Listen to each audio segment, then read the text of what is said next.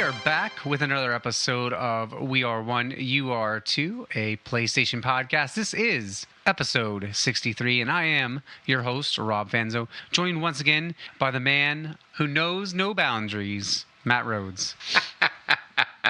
Hey-o.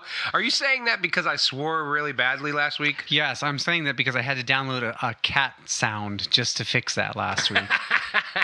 Fair enough. Because that's the one sound I didn't have in our sound folder Nice. from the transference of responsibilities, as we call it. That shall not be named. Right. I do want to say, guys, if you like what you hear, remember you can go rate us first and foremost on iTunes. Go listen to us on Google Play, Stitcher, Patreon, wherever you find us. Go rate us. We really, really appreciate those 5 stars. We like them a lot. And if you don't feel like doing that, you can always drop by Patreon and give us $1. So it's your choice, $1 or a 5-star rating. I'll let you pick. I'm not picky either way. Spread the word. Spread the word, spread the love, whatever you want to do. Do remember that we try to publish this every weekday by Monday or Tuesday, and we're trying to be consistent. I'm going to get back on the horse with that, I promise. Matt, we've got a great show lined up for people this week. We sure do, Rob. We're going to talk about the news from the past week, what we've been playing, of course. We're going to talk about Sony's creeping on being one of the top selling consoles of all time, PlayStation 4. We're going to talk. That's crazy. I know. We're going to talk a little bit about what we got on PS Plus. There was some Death Stranding news this week. Ooh. Some Devil May Cry news we'll talk about as well. And our topic will be talking a little bit about zombie fatigue and Days Gone and World War Z 2 back-to-back games that came out that didn't exactly light critics on fire. So we'll talk about all that. And then, of course, the blog drop as we do here. Yeah. So before we do that, though, I always do like to start talking about what we've been playing. So why don't we go ahead and start with that? I'm going to go first this time. I always let you go first. I'm switching it up. Oh, fancy. Well, what have you been playing then, Robert? Well, on my Vita, I did platinum Burly Men at Sea. I don't know if I mentioned that last week. I can't remember. I don't think that you... I don't think you did. I don't remember either. I might have just platinumed this week. I have no idea. I also played... I mean, you definitely mentioned playing it. Yes. I've talked about it several weeks. I love it. It's like the Odyssey. It's hilarious. Then I also platinumed a game called Super Weekend Mode, and I thought it was going to be like an easy platinum. It is not as easy as you'd think. It took me several tries. It was kind of absurd, actually. But cool. I did get that platinum. I played a little bit of Omen Sight. You and I played several games of The Division, if I recall correctly. You do recall correctly. I finished Sekiro, which was really, really good. I started New Game Plus, and I feel super powerful running through it. Yes, the enemies are a little bit harder, but I know how to battle everything. And so I actually didn't realize it, but I hadn't died until almost the first major boss. Wow. And what I didn't realize was that I actually strayed off the path to fight a later, like, optional boss pretty early on in the game because I realized I missed him the first time around. And I did die to him. What I realized, though, is that you don't get your resurrection powers until the first time you die in the game. And so I had gone through probably the entire first area and a half without my resurrection powers. And I went, oh, crap, I died. Where's my little symbol? And then the screen went blank, and, the Kuro talks to you and tells you, oh, here, use my blood, or whatever he says. But it's kind of cool. I mean, I feel like a real badass doing it because I feel like I'm going to fly through that game in like an hour. Whereas, I spent an hour on the first mini boss the first time I played it. And so I got that guy down in like 5 minutes. So I've been playing that. And then Mortal Kombat 11, of course, as well. Yep. Lots of that with you, crushing you every once in a while. Although I think you might be the better player. I'm not sure. We're going to have to, determine that, I think. We'll have to have some sort of, round-robin kind of thing going. I got in my own head last night, and I was getting a little peeved with myself, because I just wanted to do the dang... Brutality? Johnny Cage brutality, because it's so funny, and I wanted you to see it, but then... I wasn't going to let you earn that real easy, so... Yeah, I know. I don't blame you. It's fine. And then the other thing I've been playing, and it's one of the only... So there are a few games that evoke emotion out of me when I'm playing, and what I mean by that is, I think I cried during the first season of The Walking Dead, the finale. I got teary-eyed. Yeah. I know that, something like Sekiro will get me angry enough with the right kind of, mode or the right boss where I'll get up and quit. But even then, I'm just angry inside. I'm not showing it. So I was really impressed this week. Devil May Cry 5, I started playing that, and I had a stupid grin on my face, probably for the first half hour of the game, because it is so cheesy. The one-liners are fantastic, and it's just fun. in such a way that I love the characters that they've introduced and that we've met before that have come back, like Nero. And they have a new female character that's very southern and very outspoken, and I couldn't stop grinning. And I thought, this is weird. I can't remember the last time I was like smiling stupidly at my TV playing a game. So that's the other thing I've been playing a lot of is Devil May Cry 5, and I highly recommend it. It's probably behind Sekiro. It's my game of the year. Sweet. Yeah. Sounds good. Mm-hmm. I think you pretty much mentioned everything I've been playing. Yeah. Well, have you not touched Fortnite or Rocket League as well? Well, yeah. It's a new battle pass or rocket pass. I should say for Rocket League. So I have been grinding the gears on that. I like it. I like the new one. I feel like they understand that people want like the rare and painted stuff. So they're helping you get faster helping you get there faster and like finishing off like the preset stuff by giving you weekly challenges. Okay. So there's like these little I don't even know what you call them. Like there's like 10 bricks you have to earn for to tier up. Okay. And every time you gain a level, you automatically get 10 bricks. So every time you level up, you automatically tier up, right? Okay. But the arbitrary challenges for the week, you'll get there's 2 liter 3, 2 liter 5, and 2 liter 8. So obviously the 5 and 8 are a little bit more time consuming in what you have to do. But it's nice of them because that's 3 extra tiers per week that you can that's 3 that you can get there that much quicker. So I'm excited. I know that some of the I've been watching some videos about some of the special edition stuff you get once you've completed the 70 normal things you get, and they look pretty awesome. Now, go ahead. Oh, go ahead. Continue. I'm sorry. No, go ahead. No, I was going to switch topics. I was going to ask you something about MK11. That's okay. But yeah, so I've been playing that. Obviously, Fortnite. It's coming to the end of the season here, and I don't know. They're probably going to do another live event. There's been rumors that they're bringing something back that's been vaulted, and they're gonna do a live community poll. Basically, I think it seems like there's gonna be a live event, and there's gonna be 6 items to choose from, and then you go and pick whatever item you want back in the game. Okay. And I think they're gonna maybe unvault it right there and then. I don't know, but I think that's the rumors that are going on, which is I think is pretty cool. That is pretty cool, actually. Yeah. So we'll see what happens with that too. But it's coming to the end of the season, so they've got some good stuff with that. But yeah, I don't know. I've been playing a bunch of Mortal Kombat 11. I've been trophy hunting like a beast with that. Just playing weird random game modes to get that stuff. Dude, running around in the crypt for me was amazing. It was such a nostalgia thing because you're on Shang Tsung's island, right? Which is pretty much every single background from the original game, right? So it was just, I don't know, it was just so awesome to kind of it was almost like a trip down memory lane, running around there and trying to open up parts of the island that I couldn't get to, So I'm excited to continue to do that. You can apparently even die there. Yeah, I did see that. I was in Goro's lair, and all of a sudden, it's whatever came up to me, and was you died. I was like, what? What do you mean I died? What kind of BS is this? I was so mad, but after it happened, I was like, that's pretty awesome. Yeah, I know a lot of people have problems with Mortal Kombat, but from you and I playing it, I've loved it. I don't need my combat fighters to look all sexy and ridiculous. I know that's one of the big complaints about it going around that, and I don't blame people. I mean, I know that, Melina and Katana and even Sonya Blade used to be dressed scantily.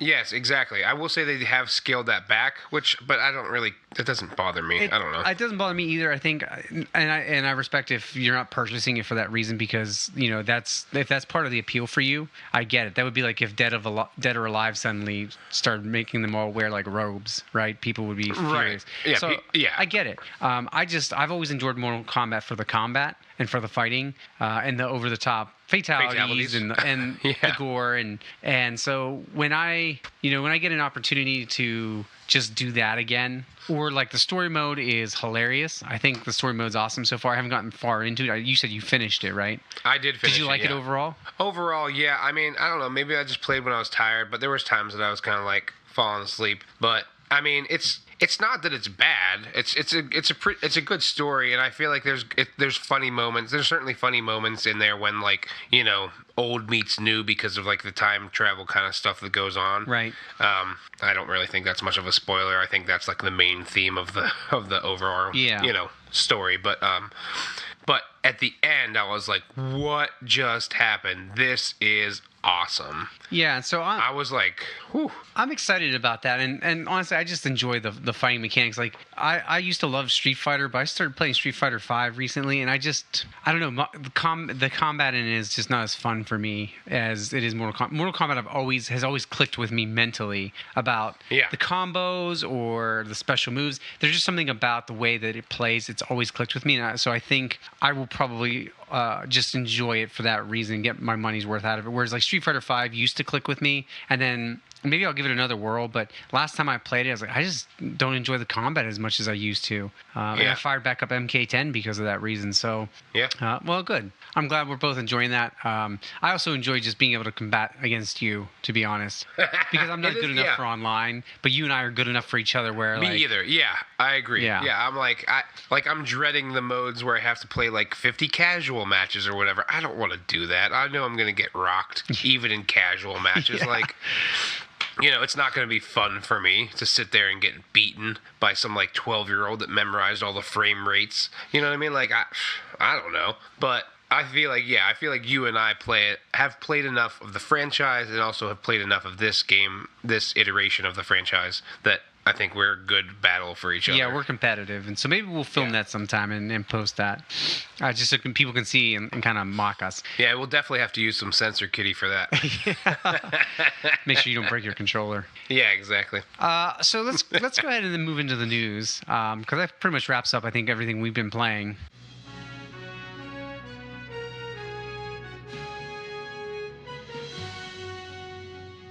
The first news story I have here is that the PlayStation 4 has been a beast since launch in 2013. This is, of course, off of Push Square, but the info came from Sony's latest financial that revealed that the system sits at 96.8 million units as of March 31st, 2019. So that means that it's probably going to reach 100 million faster than Nintendo Wii did, and that means it may also be on par with defeating the PS2 in terms of sales for a lifetime. That's insane. Yeah. It really is. It may not defeat PS2, but it should match it, right? Yeah. Now, whether or not PS5 reveal was going to slow it down, we'll see. But I think a price cut would solve that. Sure. But it is interesting to see that it is so close to becoming like the third best selling console of all time. Yeah. Like it's I don't know if it'll reach PS2 numbers, but it'll be darn close. So it'll pass the Wii by the summer. Or the end of the summer is my prediction there, based on everything that's going on. Anyway, so that was, congratulations to that. I thought that was really cool that that's happening. Yeah, and now, real quick, sorry, is that worldwide? Yes. Okay. Yeah, 96 million worldwide. Man, I didn't realize Europe and US make up the majority of those sales. Yeah, of course, but I didn't realize PS2 was 158 million units. Yeah, oh yeah, yep. That's insane. Yeah, the PS2 was like their prime era for that stuff, and so yeah. If they can match that or come close, I'm sure Sony will be very happy. Yeah. The second news story, this kind of leaked during a festival that was this week. I can't remember exactly where they were or what was going on, but Norman Reedus and Hideo Kojima were there. And Kojima explained that, talking about Death Stranding, that connection will be an important theme in the game. And he said, quote, "There are so many things happening in the real world, in America, in Europe. Everything is actually connected by the internet, but in a way we're not connected in the real world these days. I'm putting that as a metaphor in the game. The player will have to reconnect the world in the game. You're very alone, there's solitude, but you're trying to connect. The story and gameplay, the key word is connection. There are so many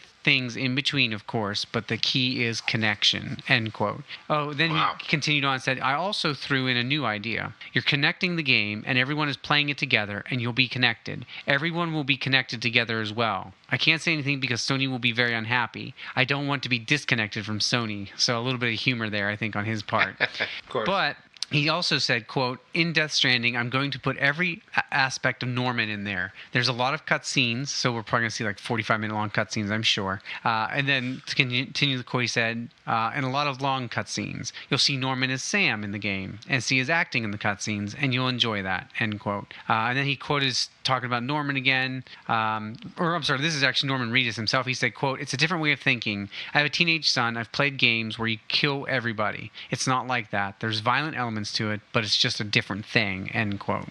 And so there's loads of crazy stuff that they are talking about. I don't even know what to make of all of this. The story continued to say that Kojima also mentioned that there's one more thing, I can't say where, but if you go somewhere in the game, you won't be controlling Norman or Sam. You'll be controlling a camera. You'll see Sam/Norman, and you can kind of move the camera to see around. And when you look at him, he might do something like wink at you. So you're actually playing as Norman Reedus as Sam.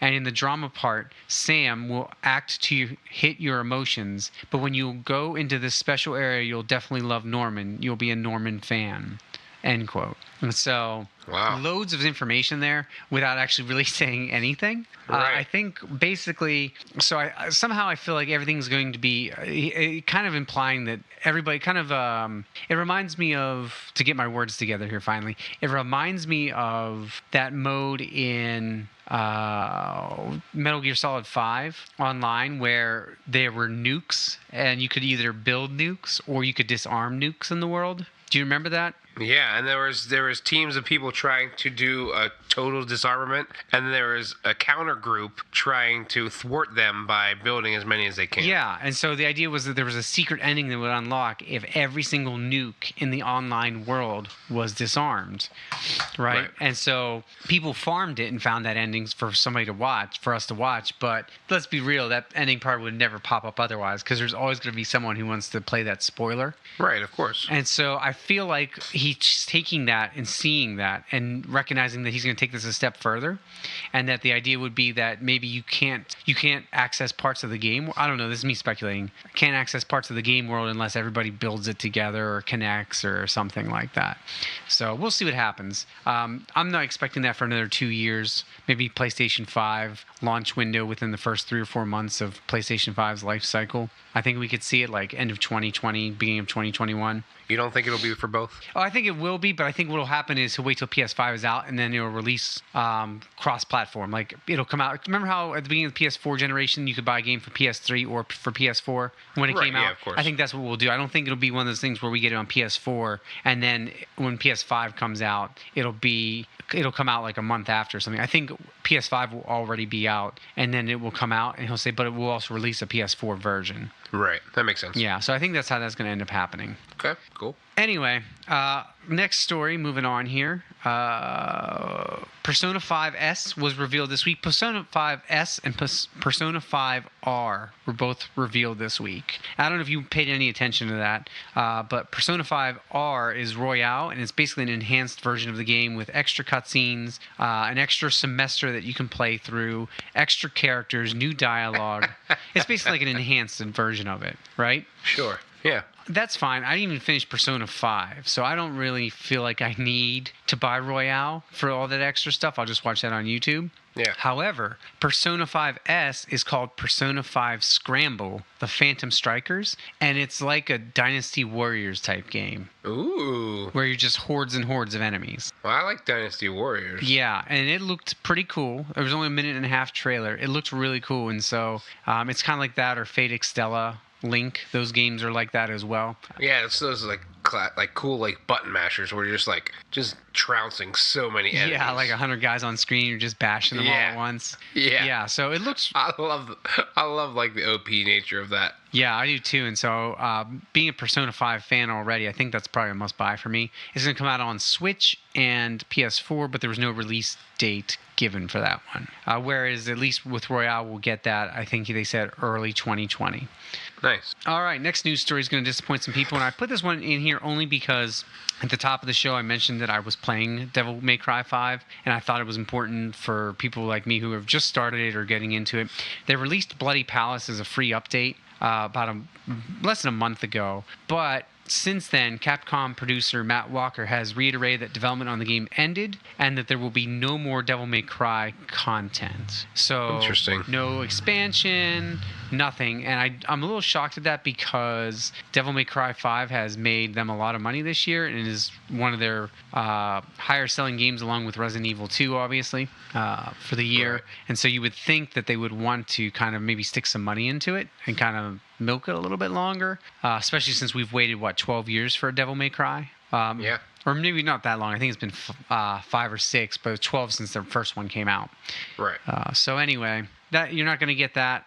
Yeah, if you were looking forward to that, I'm sorry to hear that. But no more Devil May Cry. Wah, wah. Last week, Matt, we talked about God of War, the card game coming out. We did. Well, apparently there was a Kickstarter campaign from Come On that also began for Bloodborne, the board game as well. And what's awesome about this is it blasted through its $200,000 goal in less than 20 minutes. Wow. And last I checked, it was at 1.6 million, almost. I was up above that. It's probably almost at 2 million at this point. What? Yeah. And it still has like a week and a half to go or something like that. Man, they're really raking in those blood bucks. Yeah. Nailed it. So it's card-based combat, right? It takes 60 to 90 minutes to complete.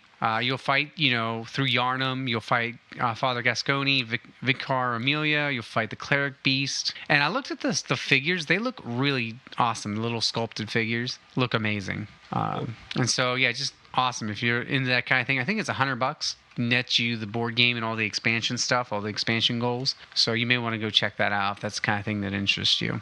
All right, moving on. I already talked about Persona 5, the Royale. If you want to go, you can check out all kinds of new information. I think I mentioned a lot of that already, though. So I think one of the last things we're going to wrap up with, we just got a couple more things. E3, Sony may not be there this year, but I don't know if you saw this, but VR is getting its own showcase. Ooh. And so I know a lot of people tend to write VR off. It's kind of like, whatever, it's VR. It's only sold 4 million headsets for Sony out of 96 million, blah, blah, blah. But there is a thing called E3 VR Showcase, and they're going to have a ton of announcements that they said are going to make VR headset owners very excited. And it's going to be similar to, it's pre-recorded, it's going to be similar to Sony's State of Play that they did a couple months ago, like a month and a half ago. Right, yeah. It will be hosted by members of Kind of Funny, so I'm sure Greg Miller will host it. And they're going to show off all kinds of stuff for Rift, Vive, PSVR, Quest, and Windows VR. And so it'll take place on June 10th at 5 p.m. British Standard Time, 9 a.m. Pacific Time, 2 p.m. Eastern Time, 6 p.m. Central Time. So that's cool. I'm excited. Yeah. As a VR owner, I'm just going to get back into some Beat Saber, I think, because I have the DLC downloaded. I haven't tried it yet. Nice. All right, moving on. Days Gone just came out, and this is going to lead us into our topic, but Days Gone just came out. They also announced that it isn't the end of the experience, though, that they're actually going to give multiple free content drops to extend the life of the game past launch and into June. So if you've got it, you can expect a survival difficulty mode, which strips you of the ability to fast travel and survival vision, as well as a more immersive HUD that removes the maps and indicators from the screen. Now, I don't know if you've ever played a game like that, but it is a very different experience. Do you ever turn the HUD off in games? With no HUD? Yeah, or the maps? I tried to play a lot of God of War that way. Okay. I'm pretty sure. I'm pretty sure I turned it off pretty much 95% of the time. I think like there was a couple things where I got stuck or where I was like, what the heck? Where am I supposed to go? Or I was like looking for something specific. Yeah. So I turned it back on real quick to help me out. But I tried. I believe I turned that off for that. And God of War is a perfect game for that because it's linear enough and beautiful enough that you don't really want any kind of HUD on there. Yeah, I agree. I think I actually turned off everything. I turned off like the damage meter, the health bars. I turned off everything. I think I literally just had the screen for the majority of my game. Yeah, it was it's like immersive experience or whatever, which like turned off everything except I did that. Which, I mean, there's still sound cues, you know what I mean? Yeah. There's still like verbal cues from the kid, like, you better watch out or you're almost dead, you know what I mean? Yeah, so I really enjoyed it that way. I did that with Witcher for a while. And I did that. Okay. I actually did that with Red Dead for a while too. I would turn it off, and I would maybe pull up the map every once in a while, but I would just ride around without a HUD on. And so it's a really cool experience. So they're going to do that give you that opportunity with Days Gone. You're also going to get 3 different bike types: Bike, Horde, and Combat. Or no, it's a challenge. I'm sorry, they consist of 3 different types: Bike, Horde, and Combat. And so you'll get additional items as rewards, and the challenges in survival difficulty mode will bring with them more trophies for you to unlock as well. And so that's kind of cool, I think. I love when they add that stuff. I love when they add New Game Plus, even though I rarely go back and do it. I still want to do it. You like knowing it's there. Well, yeah, and It's comforting to you that if you really wanted to hurt yourself, you could go back and do it. well, what I love about starting a new game, typically, like the reason I would love it in Spider-Man is you'd have all your abilities from the beginning. Right. Or like with Sekiro, it's the same thing. Once you get past the prologue and you get your fake arm, your shinobi prosthetic, I have all my tools from the beginning, and so it was so much easier to fight some of those enemies right from the beginning. Or like God of War, I would love to go back and do that, you know, and this, no spoilers here. I mean, he eventually gets his chains, right? Yeah. And so I would love to go back from the beginning. And I mean, that's technically a spoiler. it is, but I mean, the game's been out over a year, so whatever. I love the start from the beginning with that. All right. Yeah. Well, that's going to wrap that up. Shall we move on? We shall.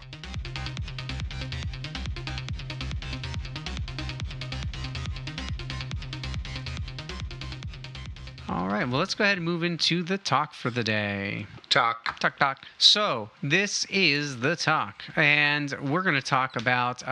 Speaking of Days Gone, you and I have not played it yet, and so I want to clarify that everything I go off of is gameplay footage I've watched. Everything, and the topic is not quite Days Gone itself, but it ties into heavily with Days Gone.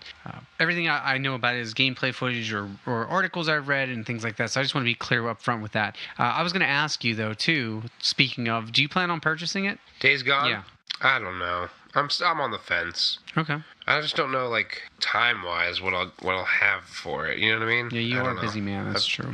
I've been really into, I've just been really into all the stuff, like Mortal Kombat and all that stuff, so I don't know. Yeah, no, I agree. Maybe. I agree. You know, Yeah. It's on my to get list eventually. I've got some other issues work-wise and things I got to figure out, but you know, I'm also pretty happy with Devil May Cry 5, and I really, really would like to finish it. I never finished Devil May Cry 4 because I got to mission 19, and it's basically like boss after boss after boss, which is fine, but there's kind of a stupid mechanic involved. I don't want to get into it too much here, but I looked online, and a lot of people are not happy with mission 19 in Devil May Cry 4, which I didn't know anything about. So I got there, and I was like, this mission is BS. So I'm really enjoying 5. I want to kind of get through that before I deal with another new game. And unlike you, I've also really been enjoying Mortal Kombat. But anyway, back to the topic. 2 things I want to talk about today. One is I want to talk about zombie fatigue and whether or not it's a real thing.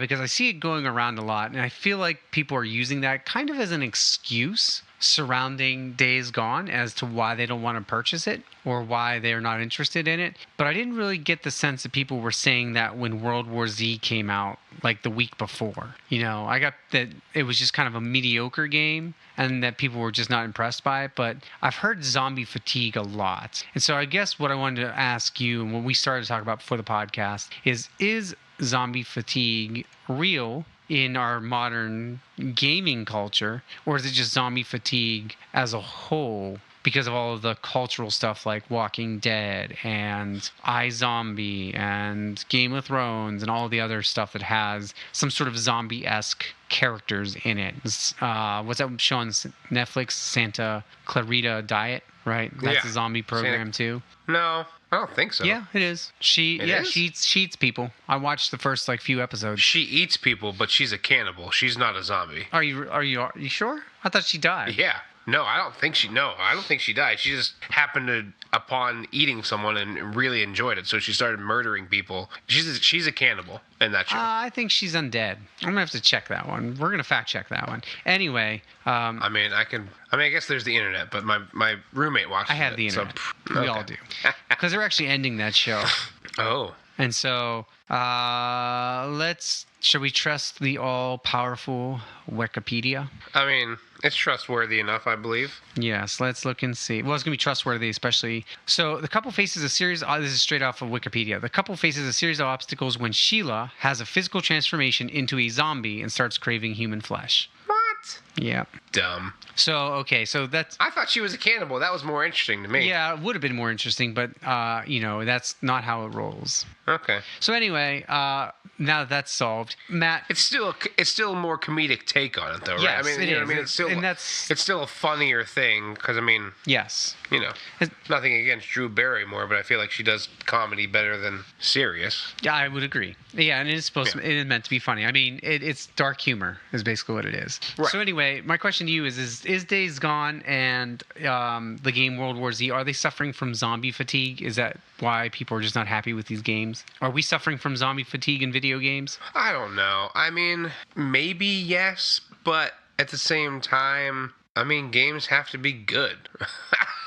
You know what I mean? Like, I'm not saying that I haven't played World War Z or I haven't played Days Gone, but are people going to argue that zombie fatigue when Last of Us Part 2 comes out? Probably not. No. God no, because it's going to be such an amazing game. So like well, I don't want to buy it because there's just been so many zombie games this year.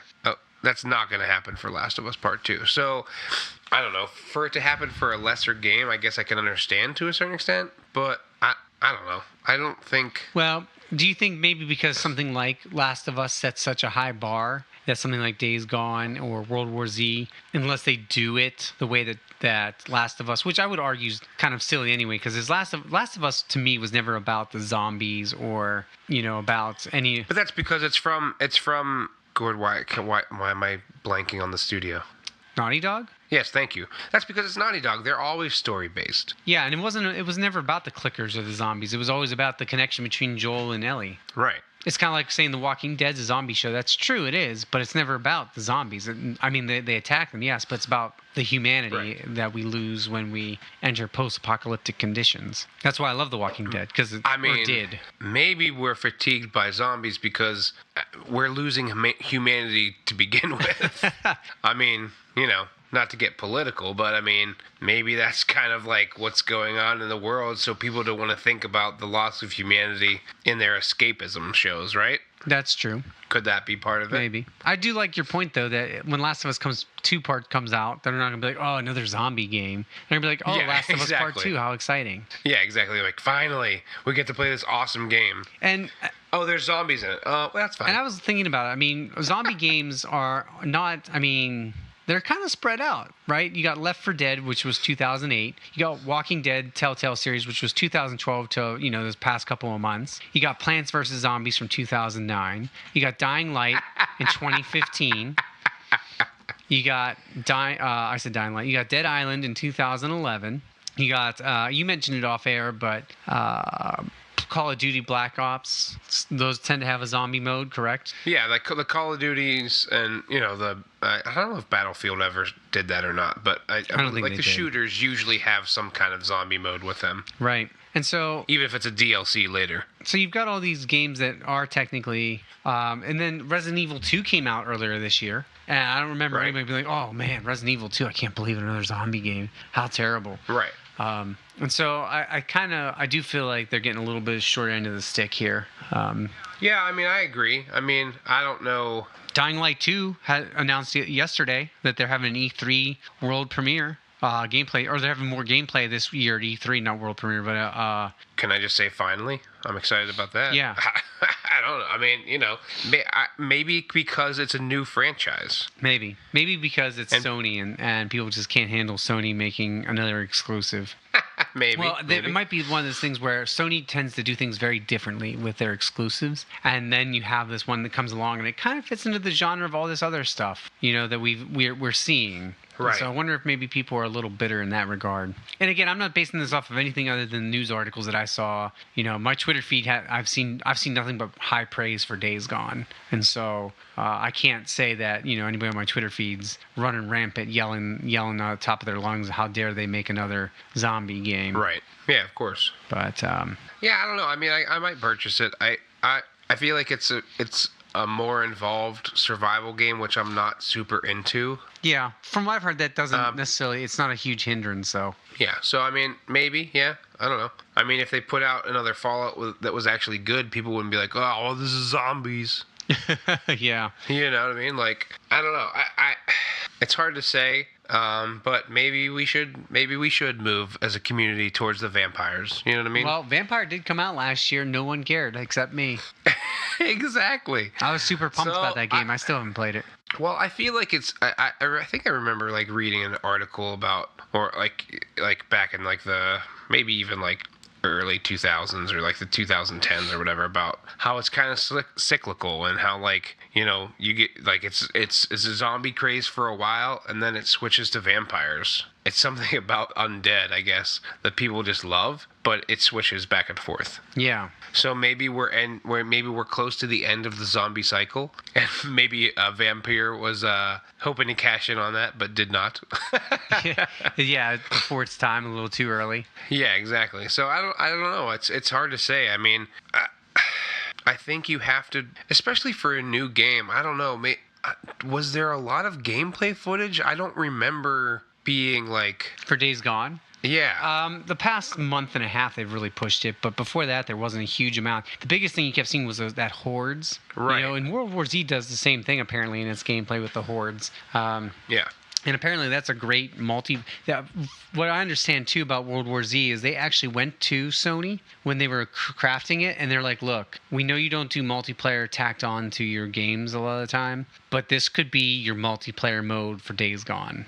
And so World War Z actually formulated out of Sony going, no, we don't really need a multiplayer mode. And this studio went, all right, that's fine. We'll just make our own game with it. This multiplayer-centric game. Oh, interesting. Yeah. And so it's actually, I mean, I've watched a lot of Twitch play of it, and it's really cool looking, and it's really tense. Great multiplayer game. But I certainly don't think it qualifies us for zombie fatigue. And if we've got zombie fatigue already, then Dying Light 2 is in a lot of trouble, and so is The Last of Us Part 2. And Resident Evil 2 shouldn't have been as well received as it is. And so I think Days Gone is getting this weird shuck, you know, on the side there. But well, can I say one thing about Resident Evil though? Yeah, you can. Okay. Can I finish, please? No, I will say about Resident Evil though, that's more of a nostalgia game. Yeah, of course it is zombies, yeah, but I think the drive behind that is definitely like, oh my gosh, this game, that was a game I played growing up. I gotta play it again. You know what I mean? Yeah, I agree. It does have the nostalgia, and Last of Us Part 2 is going to be playing on that. You know, the first one being so well established, and so maybe. Well, that's why I feel like, you know, The Last of Us Part 2 and Dying Light, they both have a leg up. Like the game, like they established themselves well enough in the you know, quote unquote heyday of the zombies, right? Like where everyone was like really into them, and you know, they were pumping out games that were like really good, and the gameplay mechanics were really good for those games. Right. But I think that's going to give them a leg up if this zombie fatigue is really a thing. Yeah, I agree. So we'll see what happens. I just wanted to bring that up. The other thing, I guess, that I wanted to talk about briefly, just make some predictions here, if you don't mind, if we can move on from that. I just wanted to touch on and kind of get your feeling for what you thought May's PlayStation Plus games will be, because we're recording this right on the eve of May coming up, and I'd love to hear your opinions on what you think may very well be coming out for us in May.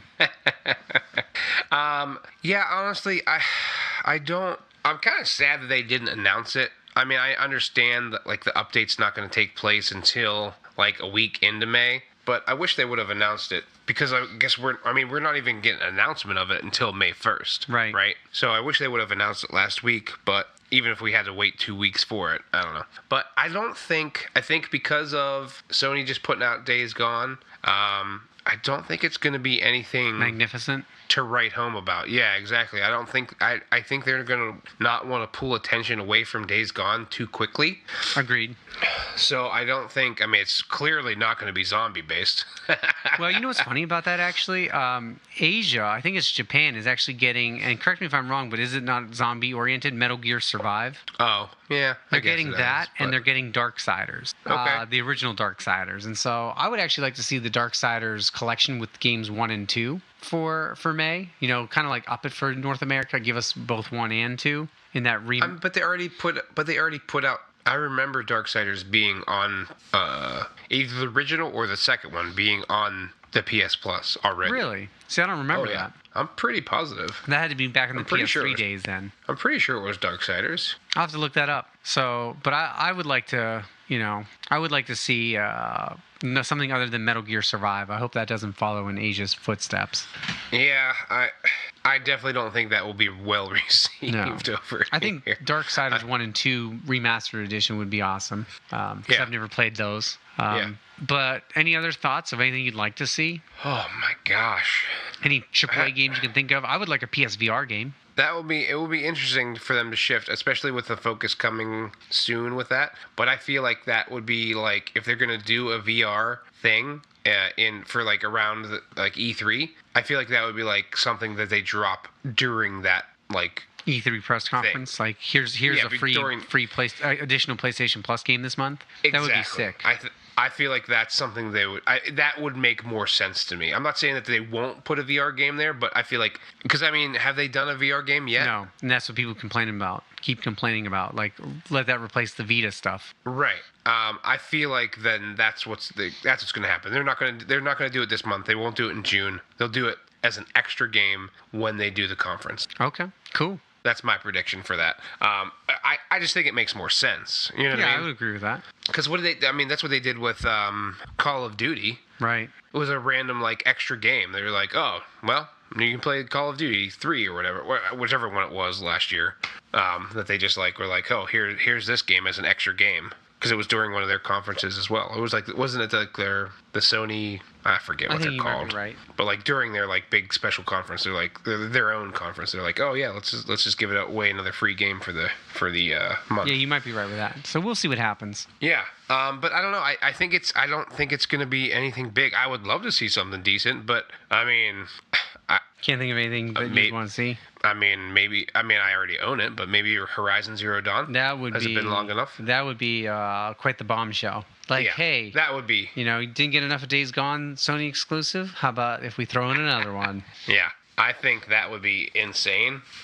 Again, I already have it, and I love it. But I mean, I don't know. I feel like. Again, they don't want to detract away too much from Days Gone, but I feel like if they're going to go big with stuff like that, first party stuff, and then push. I feel like that would help push sales of the PS4. Okay, I like that because you're right. Because you kind of announced PS5 already. People know that it's happening. That's going to happen. So like, oh, should I buy a new one now? Maybe not. Maybe not. But it's going to be backwards compatible. So like, maybe I won't buy a PS4. And then like, here we are like a year before it'll come out, year and a half maybe before it'll come out, and they start dropping like big exclusive games. Yeah, that would be very awesome. Here's a reason to buy it now. You know what I mean? Right. So I don't know. I think depends on where they're at as far as what they think they want to do, whether they think they want to push more PS4 sales, or if they want to do.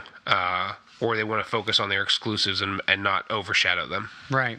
Okay. But I mean, I feel like it's been long enough for Horizon. Yeah, I would agree. Have they ever? I mean, they've released Sony exclusives on the PS Plus, right? It's been a long time. Yeah. All right. Cool. All right. Well, I was just kind of curious. I'm still rooting for Darksiders. I say hold off on Metal Gear Survive. Maybe do something. I would love to actually see them do like a little indie title, maybe, or something smaller, because I do miss having those on the PlayStation. I do too. I like them because it was a nice way for me to go. Well, I don't want to risk buying this indie game, but if I get it for free, I will gladly play it. And I've actually found a lot of indie devs that produce other games because of that. And so, I wouldn't mind. Actually, this would be a great month to switch it up since you're talking about not stealing from Days Gone. Do two small indies and then do like Darksiders. Or if you can do Metal Gear Survive, do two small indies on top of that. That would be fantastic. So we'll see what happens. But I just wanted your thoughts on that. All right, Matt, we're going to move on. Call it a day in that regard. Move on from the talk here. Let's move into See You Soon. Okay. All right. See you soon. I was wondering if you were going to do that. I was like, he's hesitant today.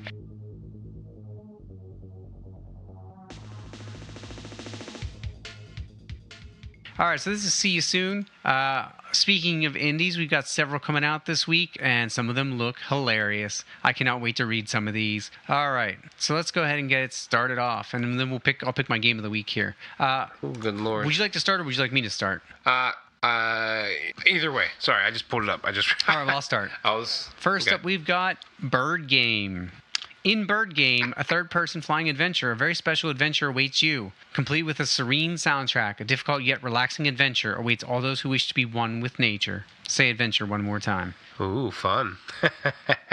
All right, up next we got Black Paradox, PS4 Digital. Black Paradox is a fast-paced roguelite shoot 'em up. Unleash an arsenal of weapons, power-ups, drones, and other upgrades to survive waves of enemies against a backdrop of vibrant pixel art and synth-wave soundtrack. Enter the cockpit, ready your weapons, and prepare for the ultimate galactic showdown. I like it. Bomb Chicken PS4 Digital. Play as a bomb-laying chicken in this action puzzle platformer. Who doesn't love chicken, especially when it's smothered in delicious blue hot sauce? After a freak accident, a seemingly ordinary chicken becomes a bomb-laying free-range hero. Explore the versatile mechanic of laying bombs in this explosive exploration platformer. That is awesome. Oh my gosh. Well, here's one that I know. I know this is going to be your game of the week. Box VR. I heard good things about this. PSVR Digital. I mean, Box VR brings music-enhanced, boxing-inspired workouts to virtual reality gaming. Leading fitness instructors help us produce a variety of boxing workouts specifically designed to destroy calories in the most entertaining way ever devised. We are constantly improving Box VR with new classes, music, moves, and features.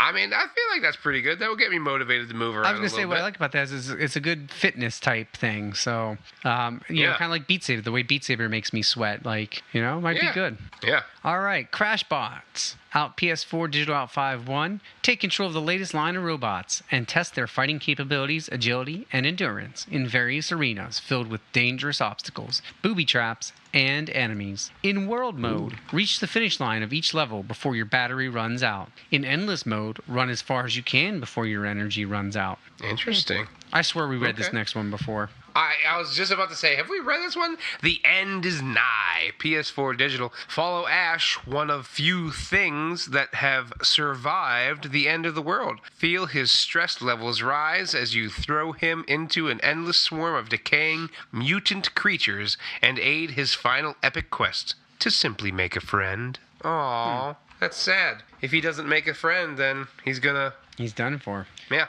or he's going to the next one. Fade to Silence, PS4 Digital Retail. This looks really cool, actually. Fade to Silence takes players in a frozen post-apocalyptic world where defying nature's threats and enemies is key. A compelling mix of a puzzling story, a constant strife for resources, balancing short-term needs versus your long-term goals, and a tense, atmospheric mood make this game a unique survival adventure. I'm digging that. Yeah, sounds pretty cool. All right, Feel. I wanted it to rhyme so bad.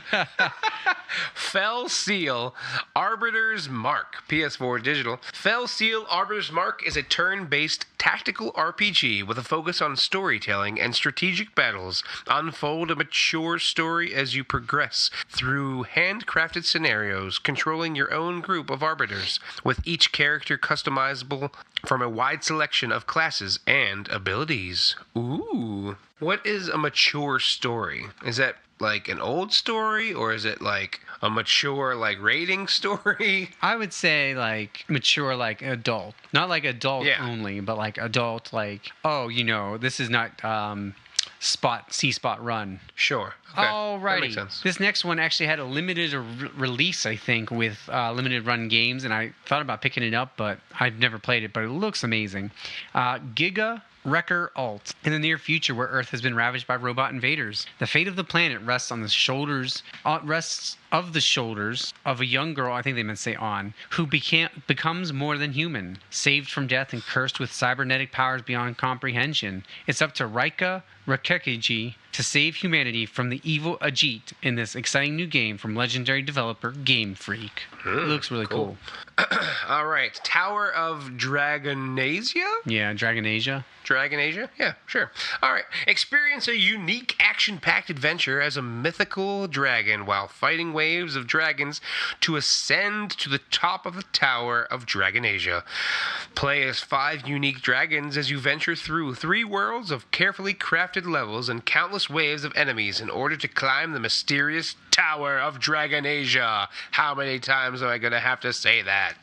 Yeah, seriously. In case you didn't know, you gotta climb the Tower of Dragonasia. Now, this next one I actually own on physical for Vita. It came out a long time ago, like 2 years ago. Okay. I cannot. This is, if you have not played this game yet, I highly recommend this one above probably any other game so far we've read this week. Valhalla, or VA11 Hall A. It's technically Valhalla. Cyberpunk bartender action. You are a bartender at Valhalla, affectionately nicknamed Valhalla. Well, I guess VA11 Hall A, right? I just call it Valhalla. Come on, Rob. Read it correctly. You're screwing up their description. All right, I'll start over because this game deserves justice. You are a bartender at VA11 Hall A, affectionately nicknamed Valhalla. Although it is just a small bar in downtown Glitch City, it attracts the most fascinating people this side of dystopia. Keep your clients lubricated and you will be made privy to the most interesting stories. It is a cyberpunk bartending action at its finest, and it is not exactly an action game, don't get me wrong. That's my pick of the week, by the way. I've decided that. Even though I've played it and platinumed it, it is my pick of the week. It is such a good game, dude. Seriously, like you can play it in like 4 hours. You know, if it's 10, 20 bucks, totally worth it. Such a great game. I cannot wait for he has a sequel coming out called like NI-RVA-NNA. It's basically Nirvana. And okay. It's really cool. It's a great game. So that's my pick. All right, that's gonna wrap up the drop. That's it, right? It is. Yeah. Yep, that's it. All right. Well, as always, if you like what you heard, don't forget to Wait. I got one more thing. Sorry. I don't mean to burst your bubble. Darksiders PS3 came to the PS Plus in January 15th of 2013, and Darksiders 2 Definitive Edition December 5th, 2017. Really? Yep. I wonder if I downloaded it. So you missed it. You missed I might have downloaded it and just not bothered. The reason you probably missed it, because you're busy playing Until Dawn: Rush of Blood, which was the month before. I did love that one. What was it? Darksiders Definitive? Yeah, the Darksiders 2 Definitive Edition. I'm gonna look that was, up. December 5th of last year, or no, 2 years ago. December 5th of 2017, and then it was removed a month later, January 2nd. Duh. It's always removed a month later, technically. Yeah. All right, well, I'm gonna have to look that up. Anyway. Yep. As I was saying, if you like what you heard, if you liked what we talked about, don't forget to rate us first and foremost on iTunes or wherever you listen, Spotify, Podbean, wherever that might be. Share, like, subscribe, do all that good stuff for us. We really, really would appreciate it. And of course, if you like us even more, feel free to drop us $1. Don't feel like you have to. I did miss Darksiders 2 Definitive Edition for anybody that's interested, because it definitely says add to cart for $29.99. I'm very upset at that now. Anyway, maybe they'll do it again. Yeah. But if you like what you heard, like I said, you want to drop us $1, feel free to do so. Otherwise, thanks for listening, and until next time, game on. Game on.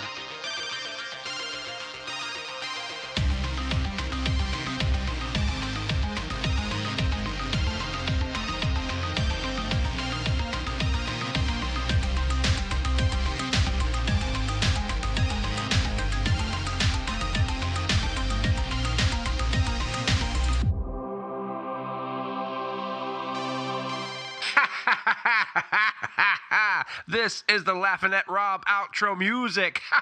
He missed Darksiders 2, sucker. So sad. So very sad. Milk was a bad choice.